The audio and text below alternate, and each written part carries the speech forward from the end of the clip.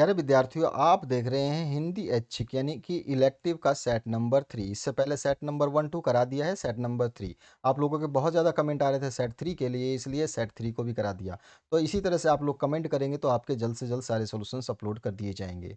यहाँ पर जो है एक गद्यांश है, इस गद्यांश को पढ़ने के बाद में आपको इसके आंसर्स देने हैं। तो इसमें पहला क्वेश्चन जो है, हमारे देश में नारियों की स्थिति पूर्वत ही क्यों बनी हुई है? तो हमारे देश में नारियों की स्थिति सचमुच विरोधाभासपूर्ण रही है और संस्कृति पक्ष से उसे शक्ति माना गया है, तो लोक पक्ष से उसे अबला कहा गया है। सदियों से संस्कारों की जड़ें इतनी गहरी होती हैं कि उन्हें ना तो कुछ वर्षों की शैक्षणिक प्रगति खोद सकती है, ना कुछ एक आंदोलनों से उन्हें हिलाया जा सकता है। अतः स्थिति पूर्वत ही बनी रही है। ठीक है? तो कुछ तरीके से समझाना है आपको आंसर को। इसके बाद में स्त्रियों को सांस्कृतिक रूप से किसकी संज्ञा दी गई है? तो स्त्रियों को सांस्कृतिक सांस्कृतिक रूप से शक्ति की संज्ञा दी गई। उसके बाद में उपयुक्त गद्यांश के लिए उपयुक्त शीर्षक जो है वो भारतीय समाज में नारी की स्थिति के बहुत बेस्ट शीर्षक रहेगा इसका। इसका अथवा पाठ में जो है एक गद्यांश यानी कि काव्यांश है और इस काव्यांश को पढ़ने के बाद में जो है आपको प्रश्नों के उत्तर देने हैं। चेतक कौन था? तो चेतक महाराणा प्रताप के सबसे प्रिय और प्रसिद्ध घोड़े का नाम था। उसके बाद चेतक को निराला क्यों कहा गया? तो चेतक निर्भीक था, युद्ध भूमि में उसे हराना बहुत ही मुश्किल था। वह राणा प्रताप के साथ बहुत ही अच्छे तरीके का साथ बहुत अच्छी तरीके से देता था। वह हवा से भी तेज था और उसे पकड़ना किसी के भी बस की बात नहीं थी। उसमें बहुत ही विलक्षण खूबियाँ थी, इसलिए उसे निराला कहा गया। विलक्षण मतलब बहुत सारी अलग-अलग। तो इस तरह से आप इसका आंसर लिखेंगे।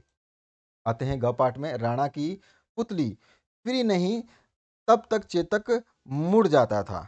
तो इस पंक्ति में चेतक की क्या विशेषता बताई गई है? तो उपयुक्त पंक्ति में चेतक की ये विशेषता बताई गई है कि जब महाराणा प्रताप रणभूमि में युद्ध कर रहे थे, तब उनका घोड़ा चेतक उनकी आँखों की पुतली को एक ही बार में समझ जाता था कि राणा जी किस दिशा में मुड़ने को कह रहे हैं और वे बिना देर किए उसी दिशा में मुड़ जाता था। तो इस पंक्ति के माध्यम से जो विशेषता बताई गई है उसे हमने यहाँ पे लिखा।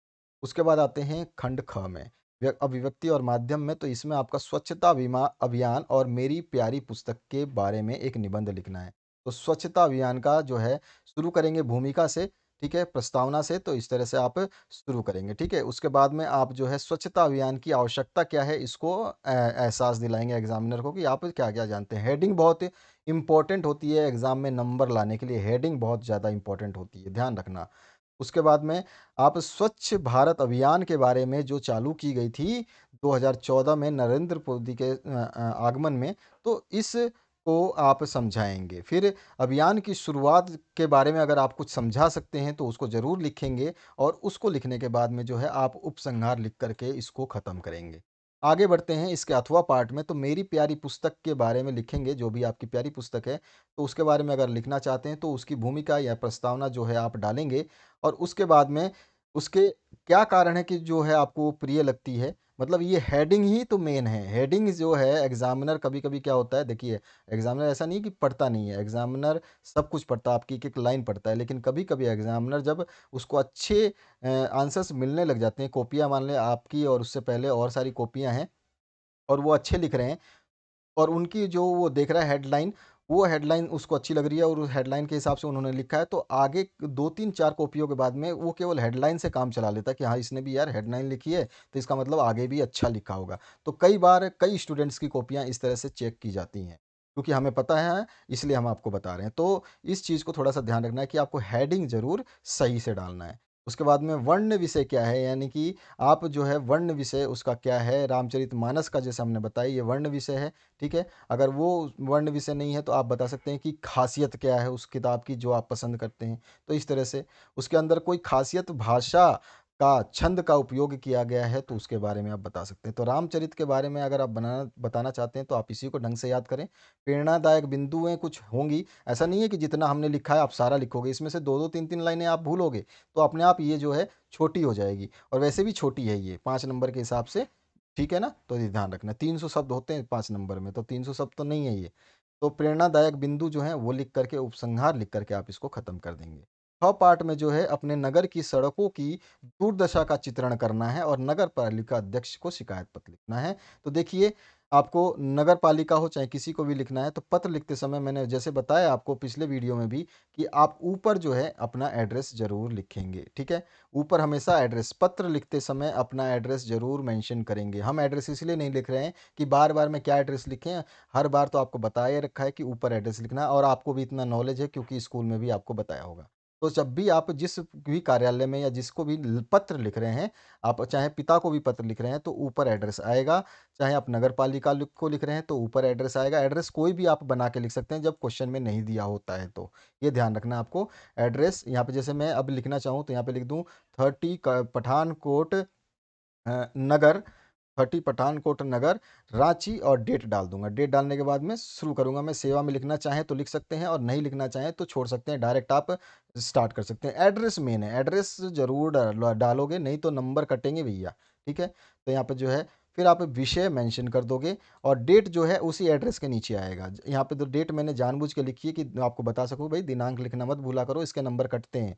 तो ये डेट है ना, ये सब इस सेवा में जो जहाँ लिखा है यहाँ पे लिखोगे और उसके ऊपर जो है आपका एड्रेस आ जाएगा। एड्रेस फिर डेट और फिर आप ये लेटर जिसको लिख रहे हो उसका एड्रेस और फिर विषय, ठीक है? उसके बाद महाशय को आप याद दिलाएंगे कि आप क्या उनसे बात करना चाहते हैं। तो मैं आपका ध्यान हमारे नगर की सड़कों की ओर आकर्षित करना चाहता हूं जो काफ़ी समय से टूटी फूटी हैं। इन सड़कों में जगह जगह बड़े बड़े गड्ढे मौजूद है। बरसात के दिनों में इनमें पानी भर जाता है जिससे यातायात की दिक्कतें और बढ़ जाती हैं। यह मार्ग हमारे नगर की मुख्य सड़क है, अतः महोदय से अनुरोध है कि हमारे नगर की इस मुख्य सड़क की मरम्मत जल्द से जल्द शुरू कराइए, जिसके लिए हम ग्रामवासी आपके सदा आभारी रहेंगे। तो इस तरह से आप लिख करके आप अपना नाम लेके खत्म कर देंगे।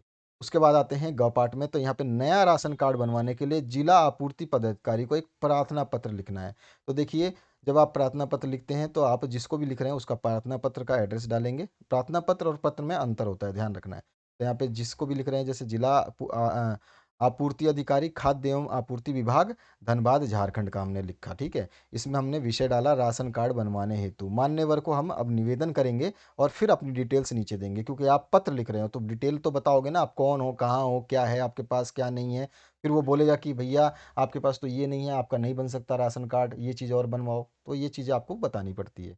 तो सविनय निवेदन है कि मैं रमन कुमार धनबाद जिला के निरसा प्रखंड के मोहनपुर गांव का मूल निवासी हूं। आप अपना एड्रेस किसी भी तरीके से दे सकते हैं। लंबा एड्रेस जो है ना लिखें, उसमें आप प्रखंड जरूर मेंशन करें। गांव अपना और मोहल्ला और जिला, ये तीन चीज़ें आप इसमें मेंशन करेंगे।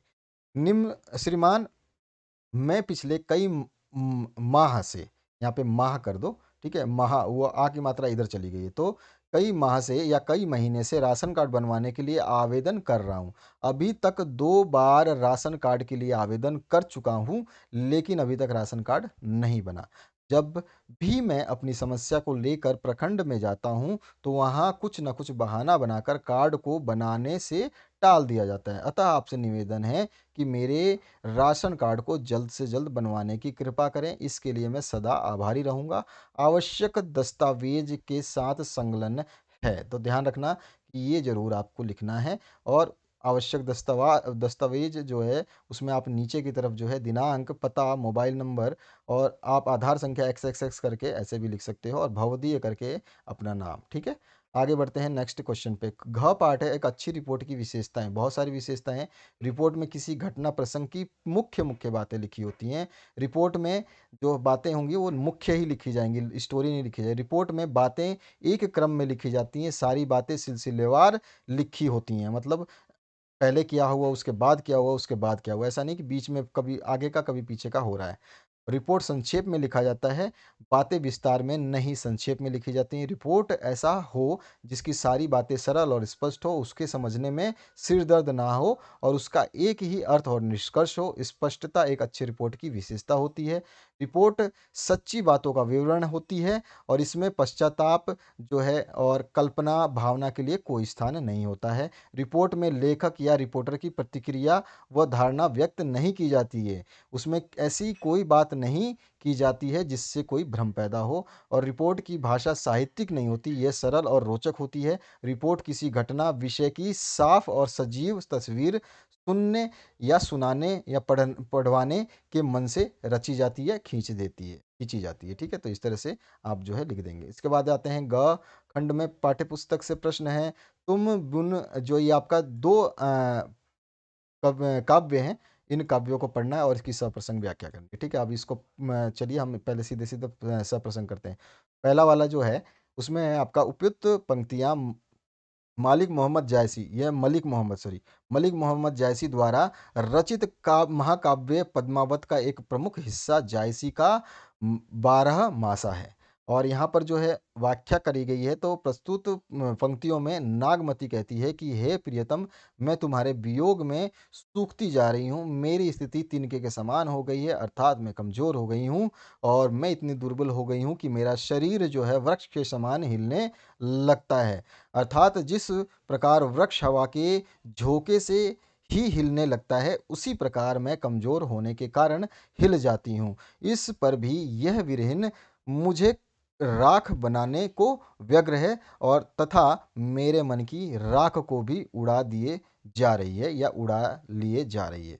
तो इस तरह से जो आप लिखेंगे इसका पूरा सारांश इसका अथवा पाठ में जो है ये वाला जननी वाला इसकी बात करते हैं, तो संदर्भ जो है प्रस्तुत पाठ्य पुस्तक अंतरा भाग 2 में संकलित यह गोस्वामी तुलसीदास की रचना गीतावली से लिया गया है। प्रसंग है इस काव्यांश में राम के वन चले जाने के बाद कौशल्या की स्थिति का चित्र सामने आया है और उनके पुत्र प्रेम से उत्तम भ्रम को जो है कवि ने अपने शब्दों में ढाला है। तो उत्पन्न भ्रम क्या है देखिए, व्याख्या। राम को जा चुके हैं और किंतु माता कौशल्य वात्सल्य वियोग की उस परम स्थिति में पहुंच चुकी है जहां उन्हें यह ज्ञान या भान भी नहीं, यहाँ पे ज्ञान भी नहीं होता कि उनका पुत्र उनके समक्ष नहीं है। वह राम के धनुष तथा बाणों को बार बार देखती हैं, उनके सुंदर तथा छोटे छोटे जूतों को बार बार हृदय तथा आंखों से लगाती हैं। दूसरे ही क्षण माता कौशल्या का भ्रम दूर होता है और वह चित्र की तरह स्थिर हो जाती हैं। ठीक है, पुतला बन जाती हैं। तो इस तरह से आप इसकी व्याख्या करेंगे। आगे जो है इसमें आप दो प्रश्नों के आपको उत्तर देने हैं।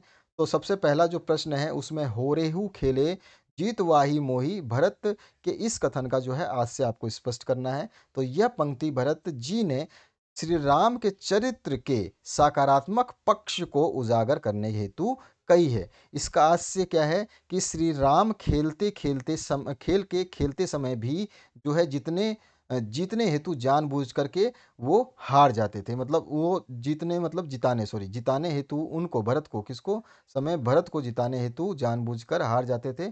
और भरत जी कहते हैं कि भगवान राम बड़े ही दयालु और स्नेह प्रकृति के भाई हैं। वह खेल में अपने छोटे भाई भरत के से इसलिए हार जाते थे ताकि उसे किसी भी प्रकार का कष्ट ना हो, वो दुखी ना हो और वह पूरे उत्साह के साथ खेल खेलता रहे। उसके इस व्यवहार के कारण भरत की सदैव जीत होती थी। इस तरह भरत जो है अपने भाई की प्रशंसा करते हैं, तो दूसरी तरफ उनके भाई के प्रति असीम श्रद्धा और कृतज्ञता का भाव भी उजागर होता है। आगे बढ़ते हैं नेक्स्ट क्वेश्चन की तरफ। तो वृक्षों से पत्तियां तथा वनों से ढांके किस माह में गिरते हैं और इससे बिरहनी का क्या संबंध है, ये आपको बताना है। तो देखिए फागुन मास के समय वृक्षों से पत्तियां तथा वनों से जो है ढांके गिरने लगते हैं। बिरहनी के लिए यह माह बहुत ही दुखदायक है। चारों ओर गिरती पत्तियां उसे अपनी टूटती आशा के समान लग रही हैं। हर एक गिरता पत्ता उसके मन में उपस्थित आश को जो है धूमिल कर रहा है कि उसके प्रियतम जल्दी आएंगे। पत्तों का पीला रंग उसके शरीर की स्थिति को बयां कर रहा है। जैसे अपने कार्यकाल पूरा हो जाने पर पत्ते पीले रंग के हो जाते हैं, वैसे ही प्रियतम के विरह में जल रही नायिका का रंग भी पीला पड़ने लगा है। अतः फागुन मास उस दुख को शांत करने के स्थान पर उसे दुख को क्या है बढ़ा रहा है। फागुन के अंत होने तक वृक्ष में नई कपोलों तथा फूल आकर उसमें पुनः जान डाल देंगे, परंतु नागमती के जीवन में सुख का पुनः आगमन कब होगा, यह कहना बिल्कुल भी संभव नहीं। अब आगे बढ़ते हैं नेक्स्ट क्वेश्चन की तरफ। नेक्स्ट क्वेश्चन जो है, कवि ने किस प्रकार की पुकार से कान खोली हैं और कान खोली हैं की बात कही है। तो देखिए, कान खोली से कवि ने अपनी प्रेमिका के कानों को खोलने की बात कही है। कवि कहता है कि वह कब तक कानों में रुई डाले रहेगी, कब तक यह दिखाएगी कि वह बहरी बनी बैठी है। एक दिन ऐसा अवश्य आएगा कि मेरे हृदय की पुकार उसके कानों तक पहुंच जाएगी।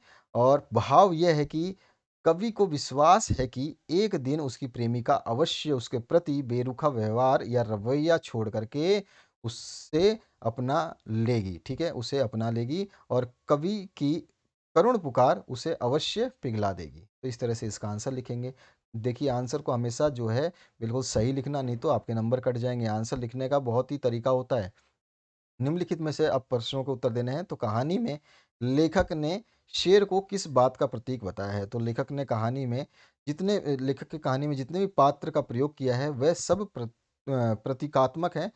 उसी क्रम में शेर को शासन और व्यवस्था का प्रतीक बताया है। यह प्रजा को अपने ढंग से चलाना चाहती है। अगर प्रजा आंख मूंद कर इनकी आज्ञा का पालन करे और इनके अनुसार कार्य करे तो वह शांत रहते हैं, किंतु जहाँ प्रजा कोई प्रश्न उठाए, विरोध करे, तो यह शेर की बनाई हुई व्यवस्था उसे ध्वस्त करने के लिए आक्रामक हो जाती है।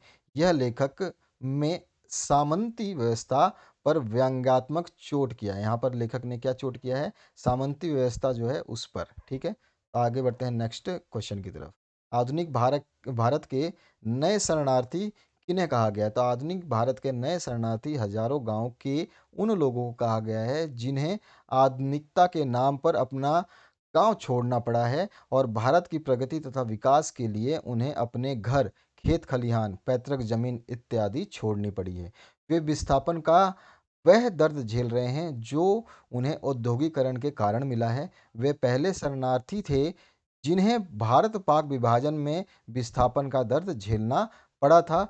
अब ये नए शरणार्थी हैं जिन्हें औद्योगिकरण के कारण दर्द जो है झेलना पड़ रहा है। तो वो पहले शरणार्थी के जो थे वो तो मजबूरी थी, लेकिन यहाँ पर तो और भी मजबूरी विकट है। इसके बाद में ग पाठ है, मनोकामना की गांठ भी अद्भुत अनूठी है, इधर बांधो उधर लग जाती है। कथन के आधार पर जो है आपको पर जो है पारो की मनोदशा का वर्णन आपको करना है। तो पारो भी पहली की ही मुलाकात में संभव को पसंद करने लगी थी। जैसे ही पारो मनोकामना की अ, घाट बांधती है, तुरंत ही उसे संभव नजर आता है। पारो की दशा का वर्णन इस पंक्ति में किया गया है। पारो अपने मन ही मन में बोलती है कि मनोकामना की गांठ भी अद्भुत अनूठी है, इधर बांधी उधर लग जाती है। इस पंक्ति से पता चलता है कि पारो संभव की स्मृति को अपने भीतर बसा चुकी थी। दोनों के भीतर मिलने की उत्सुकता समान थी। जिस प्रकार संभव ने पारो को पाने के लिए मनसा देवी से मन्नत मांगी थी, इसी प्रकार पारो भी संभव को पाने के लिए मनसा देवी के मंदिर आई थी और वहां उसने मन्नत की चुनरी बांधी। मन्नत मांगते ही संभव उसके समक्ष आ गया और वह अत्यंत खुश हो गई। तो इस तरह से आपका जो है इसका आंसर पंक्तियों को स्पष्ट करके लिखना है। छठा क्वेश्चन है, घनानंद अथवा विश्वनाथ त्रिपाठी की किन्हीं दो रचनाओं के नाम। तो घनानंद की है सुजान रसखान और विरह लीला, और विश्वनाथ की आप लिख देंगे तो इसमें देश के इस दौर में और जैसा कह सका। तो इस तरह से आप इनको याद कर लेंगे।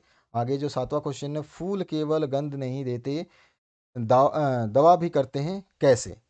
और अथवा में है, मालवा में जब जगह बरसात की झड़ी लग रही है, तब मालवा के जनजीवन पर इसका क्या असर पड़ता है, ये आपको बताना है। तो देखिए, पहले हम बात करते हैं फूल केवल गंध ही नहीं देते, दवा भी करते हैं। तो यहाँ पे देखिए, हमने देखा कि लोगों का मानना है कि फूल केवल अपनी सुगंध और रंग के कारण ही पहचाने जाते हैं, लेकिन लेखक इस बात से सहमत नहीं है। फूल केवल गंध नहीं देते बल्कि दवा का भी काम करते हैं। वह भर भंडा फूल के बारे में कहते हैं कि इस फूल का दूध अगर आँखों में डाल दिया जाए तो आँखों से संबंधित सभी बीमारियाँ खत्म हो जाती हैं।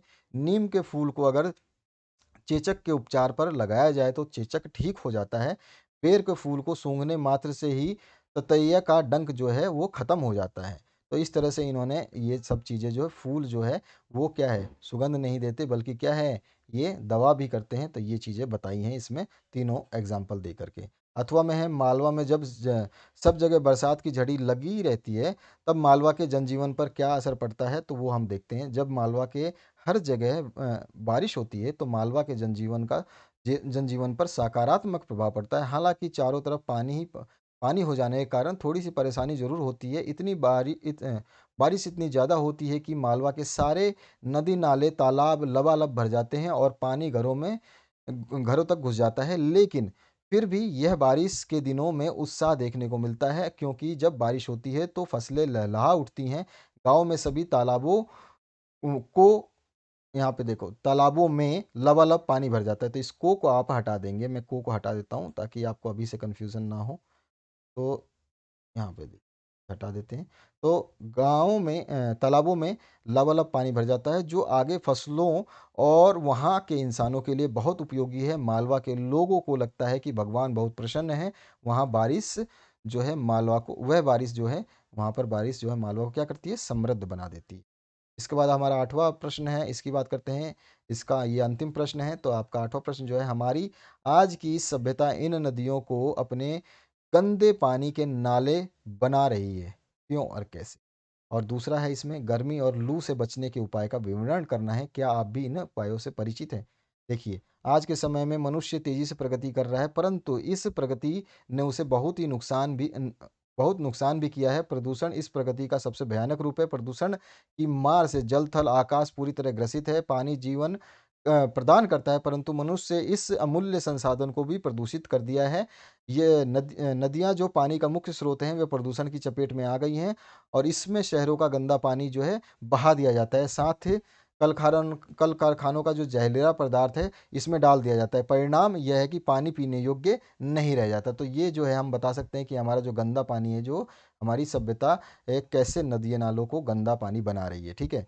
और आगे बढ़ते हैं इसके गर्मी और लू से बचने वाला। तो यहाँ पर जो है गर्मी और लू से बचने ये निम्न उपाय करेंगे। तो धोती तथा कमीज में गांठ लगाकर प्याज बांध दिया जाता था और लू से बचाने के लिए कच्चे आम का पन्ना पिया जाता था और उसके अलावा कच्चे आम को भुना जाता था, गुड़ तथा चीनी के साथ उसकी शरबत पिलाई जाती थी और उससे शरीर पर लगाया जाता था तथा उससे नहाया भी जाता था। कच्चे आम को भून करके या उबाल करके सिर भी धोया जाता था।